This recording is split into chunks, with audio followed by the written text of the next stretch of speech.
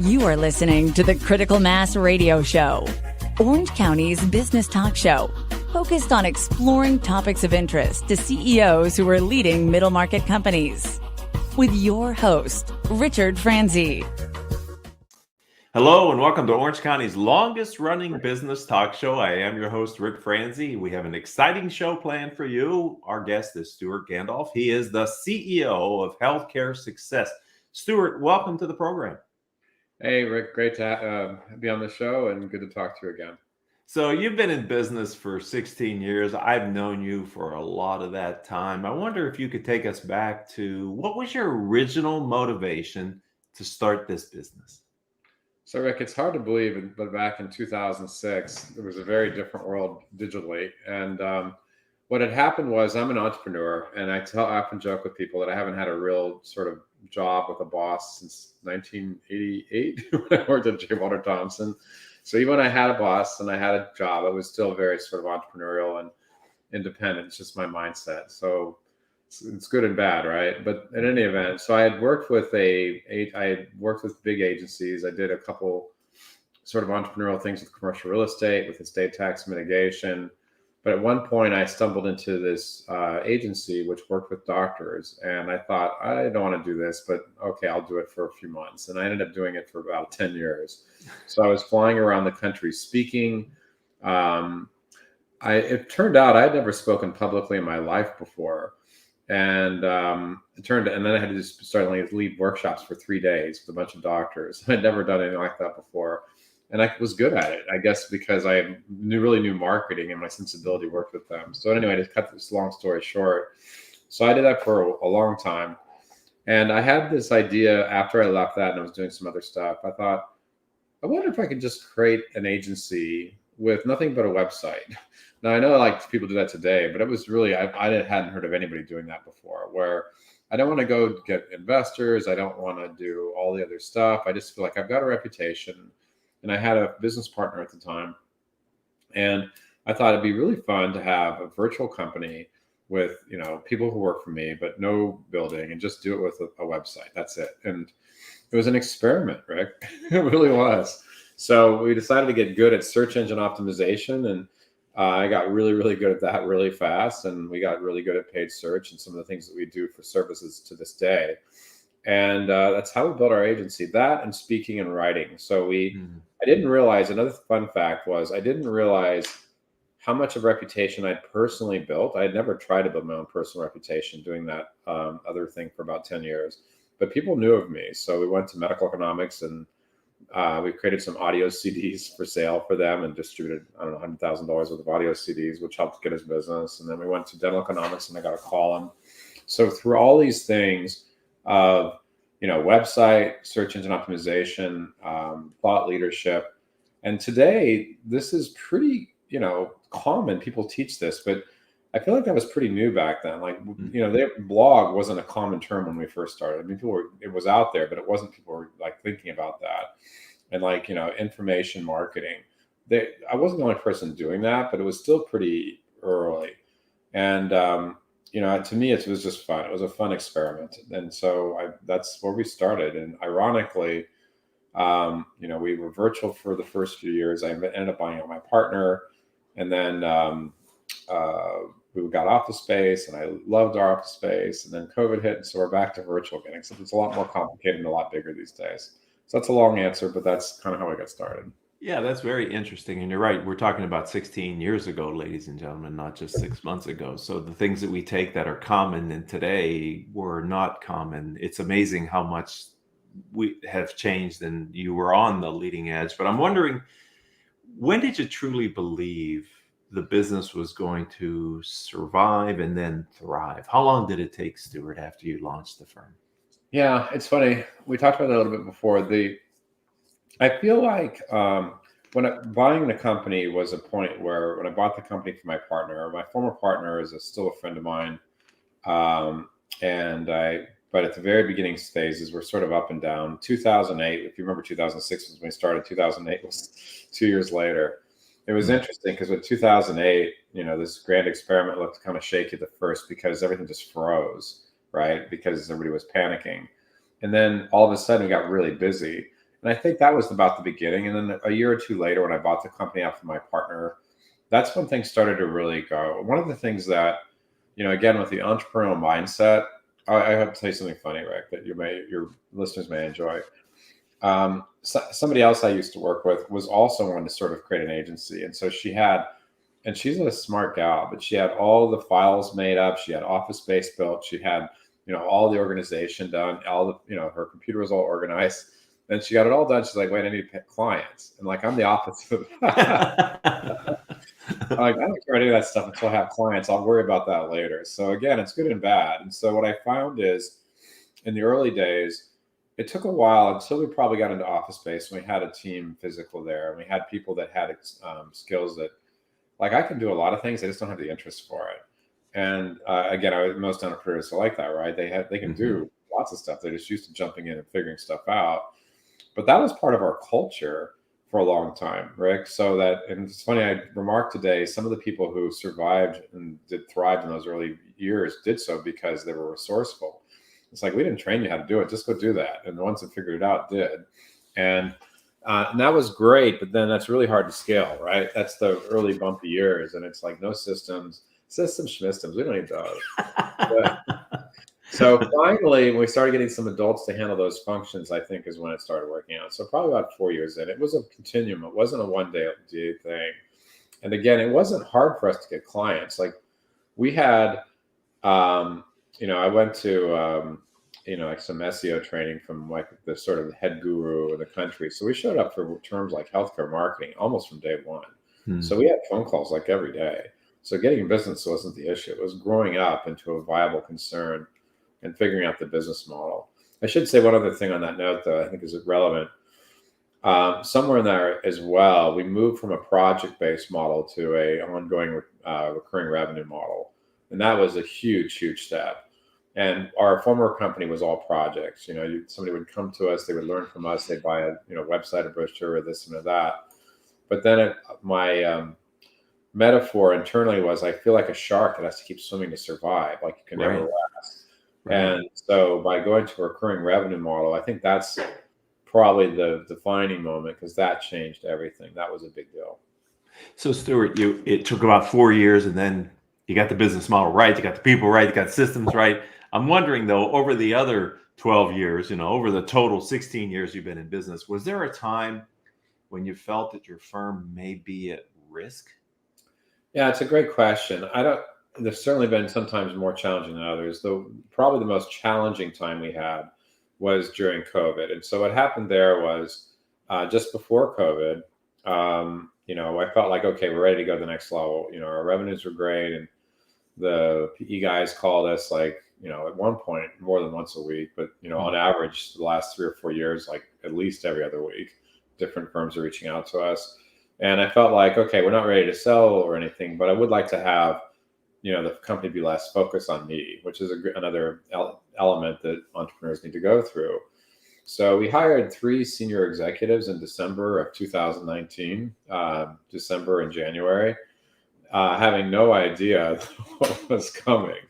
So that was really challenging because one of them didn't even start until like after COVID had started. It's funny because we went virtual. I had a friend of mine is a scientist, and he sent me an article about what this was really going to be, and so we sort of evacuated a week before everybody else did. Like right when the NBA was closing down, we were closed down, and my kids thought I was nuts. My employer, everybody thought I was nuts. 2 weeks later, it was like, wow, you're so smart.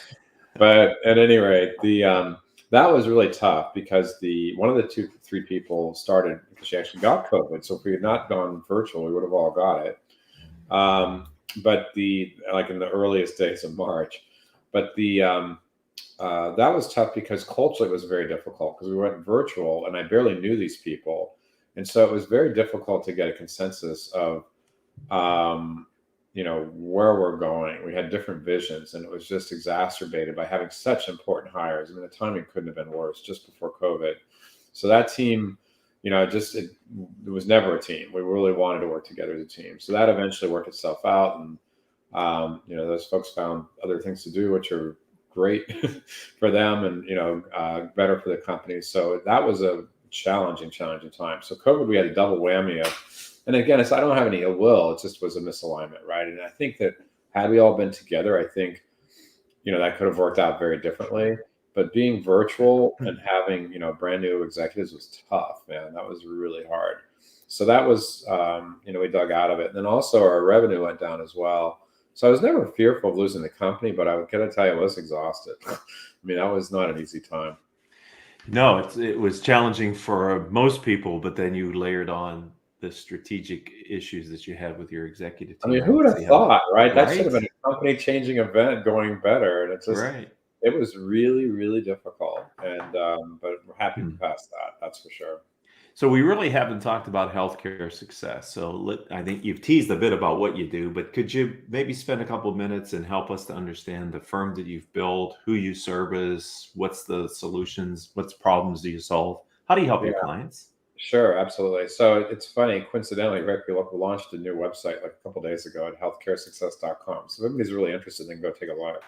The reason I bring that up is not to plug it, but to better explain like what we do. So years ago, as I mentioned, we started working with providers, mostly um, doctors and physician groups. And today, we still have doctors and physician groups, but they're typically much, much larger. So, we have 20 location groups or 50 location groups. I mentioned to you offline, we have one with about a 300 location provider in the home health space.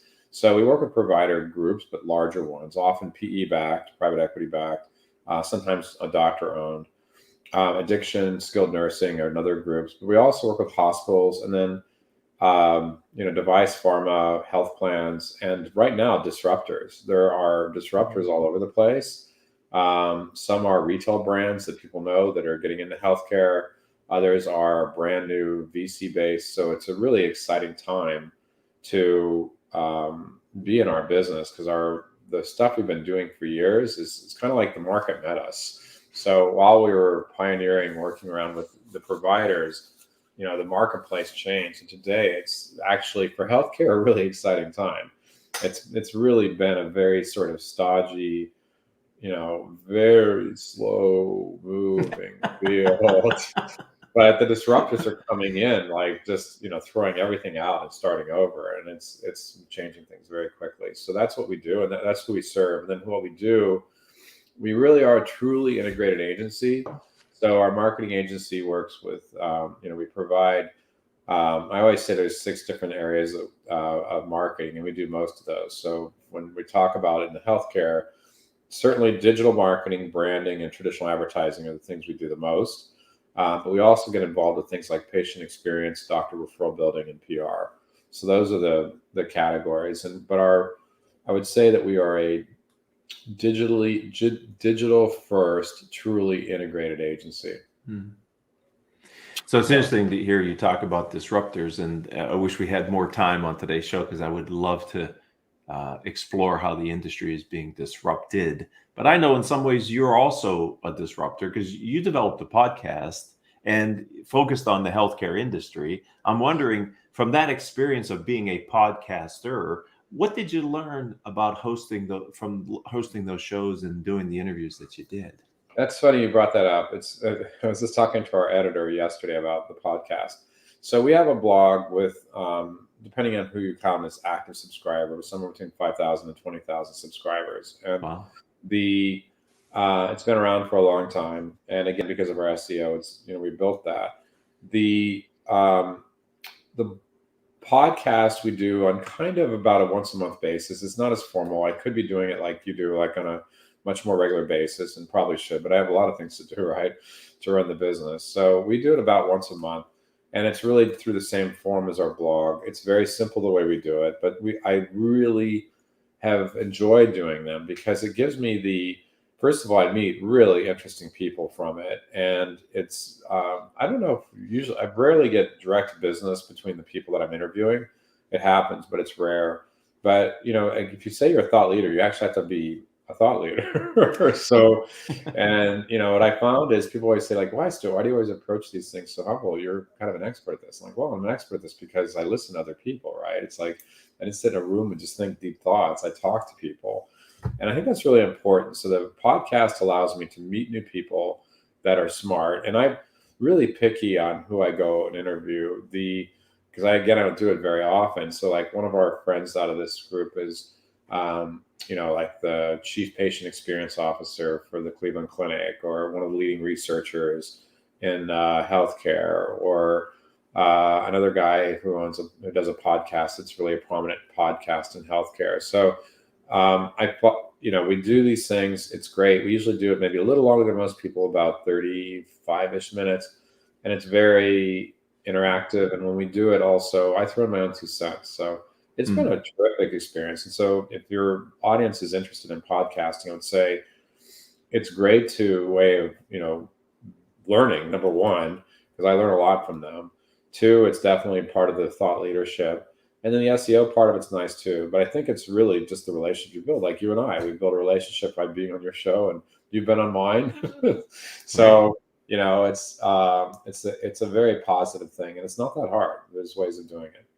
So Stewart, earlier you talked about working with disruptors in your space. And I'm also curious, what has been the impact of COVID on your clients who are in the healthcare industry? I'm curious to see if COVID and disruptors, if the combination of all these external forces are really having an impact on the healthcare industry.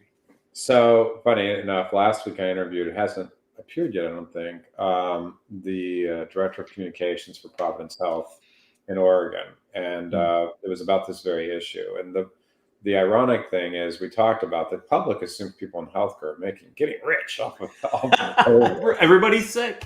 Yeah, it's like, it's everybody's getting rich. It's all made up. And, it's a little naive. So the health systems are getting hammered by COVID because, first of all, it's causing labor shortages. So they have to go and hire people at overtime.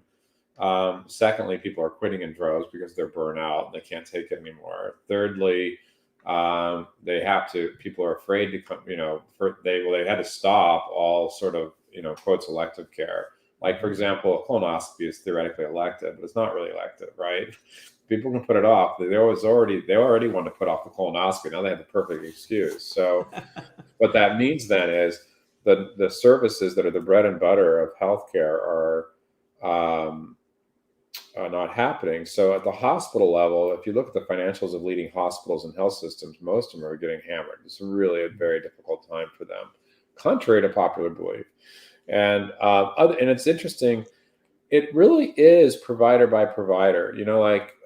One of the things that's interesting to me is in the world of addiction, for example, residential addiction treatment. Some of them got hammered. Others went on, and you think about, okay, you're going to be with people for 30 days, in a very close environment. That's a very sort of high risk feeling environment.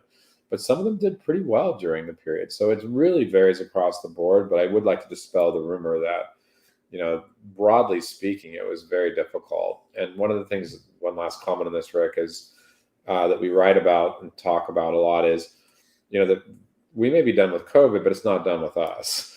And so what's happening is, in the last 6 weeks, I've never known more people with COVID than I have in the last 6 weeks.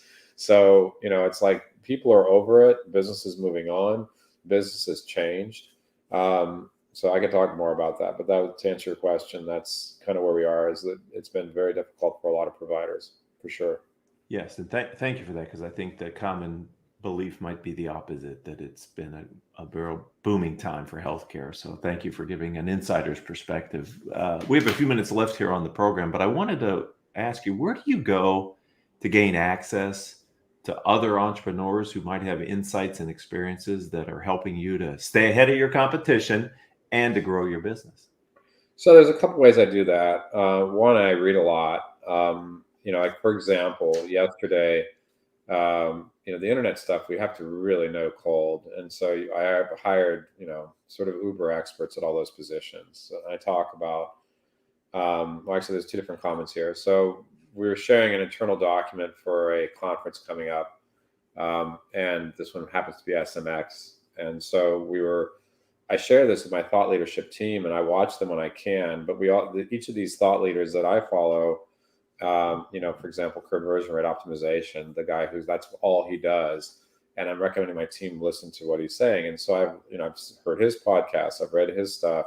And, typically it's always just finding morsels of new stuff or just getting the context of what's going on. So, there's always, in fact, I had this discussion the other day of, what's going on today in the world of conversion rate optimization. I haven't looked at it closely for a while.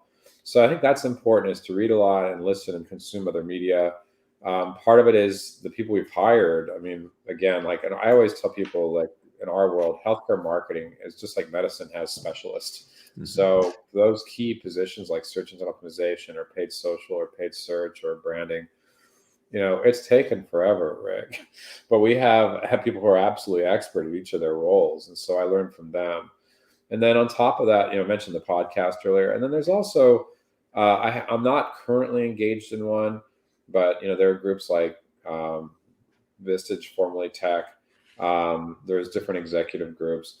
I would say that the other thing I've learned from is I do have friends that are experts in, related industries that I talk to. So for example, last week I called one of my friends that's heavily involved with ACG here, Association for Corporate Growth, about an internal issue I was facing. And, I just recognized that they do a lot of the services they do are sort of related to what we do. And they gave me great insights. And because of that relationship, he referred me to one of their partners who's corporate counsel, who had a unique insight on this particular topic. And that's fantastic. It's really nice to have that kind of a network after years of doing this. And I'm selective with people's time. I don't like to waste their time, but I'm not embarrassed to ask. And it's funny because this particular conversation was I was looking for their insights on some internal issue we have. And I don't usually share dirty laundry with people, but it's I needed to get an insight from a third party. And it's oh, solution. Great. Next. So I would say it's a combination, but reading and networking. But networking, when I say networking, I don't mean going to while I can do this, and I did this earlier in my career, showing up at a party and talking to everybody's not what I mean. I mean, we only have so much time to be selective. It's like meeting you, it's I'd love to talk to everybody, just can't, So let's look at tomorrow. What's the vision that you have for the future of your firm? So it's a great question. And I mentioned the website before, again, not from a plug point of view, but I'm really excited about it because it took us forever to get it done. I was trying to get that thing launched for the last 4 years because our previous website did not really reflect who we were anymore. We'd outgrown it. And so that's really, really important to have, your website's your front door. So as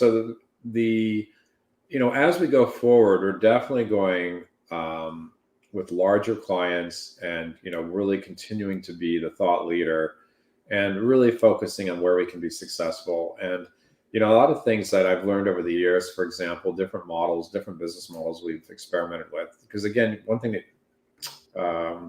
because we're so heavily SEO'd, lots of people call us. And we found that if we just take everybody, it's very difficult to scale that, right? So while we like to help everybody, we're being a little more selective because we want to find matches where it really fits us, where it's right in our sweet spot and focus our energies there. So I would say that it's just really focusing on the right clients, where we can scale, where we can add true value. Literally just before I jump on this call, we're meeting with internally about one of our new clients who's a big disruptor. I mean, they're going to change healthcare.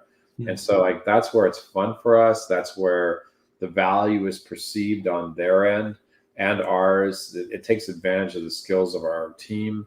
It's so we could theoretically, help an individual, I don't know, solo doctor somewhere. We're really good, but it's hard to make the economics work and it's hard to make it work long-term. Whereas most of our businesses, these sort of more integrated, more complex clients where they really see the value of what our team brings to the table. Well, and your website is again, what? healthcaresuccess.com. Pretty easy to remember. Right. So yeah. So then if people want to reach me, they can either through LinkedIn or through LinkedIn primarily, probably the best way, or through our website. You can also just send me an email. It may take a day or two for my assistant to get to it, but using this email address is the one that we use for our blog. It's Stewart at Healthcare Success, Stewart at Healthcare Success. And if you'd like to subscribe to our blog/podcast or reach out for whatever reason, I'm happy to respond. It's great to have you on the show, and thank you for your time. I've really enjoyed catching up with you again, my friend. Yeah, good talking to you, Rick. Take care. Thank you. So you've been listening to Orange County's longest running business talk show. This is episode number 1373 in our catalog. And I'd like to thank you for spending time with us. Until the next time we have a chance to be together, I hope all of your business decisions will move your company in a positive direction.